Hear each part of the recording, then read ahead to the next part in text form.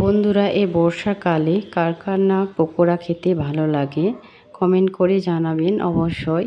চলো তোমাদের সঙ্গে একটি নতুন পদ্ধতিতে পকোড়া তৈরি করে দেখাচ্ছি। তো বন্ধুরা, তোমাদেরকে একসাথে দুটি ভিন্ন স্বাদের রেসিপি দেখাবো। তো চলো তোমাদের সঙ্গে শেয়ার করি কী কী উপকরণ দিয়ে এই রেসিপিটি তৈরি করেছি।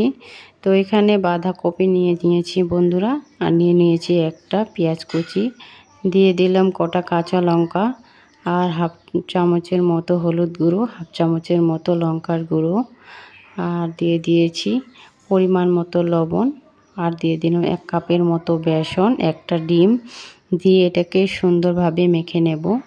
এইভাবেই মেখে নিতে হবে, আর এখানে কিছু দিতে লাগবে না। এখন আমি আবারও নেক্সট স্টেপে চলে যাব। গ্যাসে তেল গরম করে নিয়েছি, নেওয়ার পরে আমি এই পকোড়াগুলো দিয়ে দিলাম। এখন দুপাশে উল্টে পাল্টে ভেজে নেব। তো এইভাবে আমি এই বর্ষাকালে তৈরি করেছি।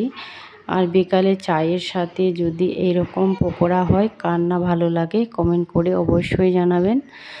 তো বন্ধুরা, আরেকটি রেসিপি তোমাদের সঙ্গে শেয়ার করছি। 1 কাপের মতো ময়দা নিয়েছি, আর স্বাদ মতো লবণ নিয়েছি। নেওয়ার পরে একটুখানি তেল দিয়ে আর একটুখানি জল দিয়ে এটাকে একটা ডো বানিয়ে নিয়েছি। নেওয়ার পরে দুটা লিচি করে এটাকে সুন্দরভাবে বেলে নেব। এইভাবে রুটির আকৃতি দিয়ে সুন্দরভাবে বেলে নেওয়ার পরে আমার এখানে রুটি হয়ে গেছে। তো বন্ধুরা, গ্যাসে তাওয়া বসিয়ে দিয়েছি, তাওয়ার উপরে রুটি দিয়ে সুন্দরভাবে উল্টে পাল্টে রুটিটাকে ভেজে নেব। নেওয়ার পরে এখানে আমি তেল দিয়ে দিয়েছি। তেলের বদলে তোমরা বাটারও দিতে পারো, এই কাজটি বাটার দিয়েও হবে। তো এর উপরে আমি উল্টে পাল্টে এখন আমি ডিম দিয়ে দিয়েছি। তারপরে একটা রুটি দিয়ে এইভাবে বাচ্চাদের টিফিনে দিতে পারো।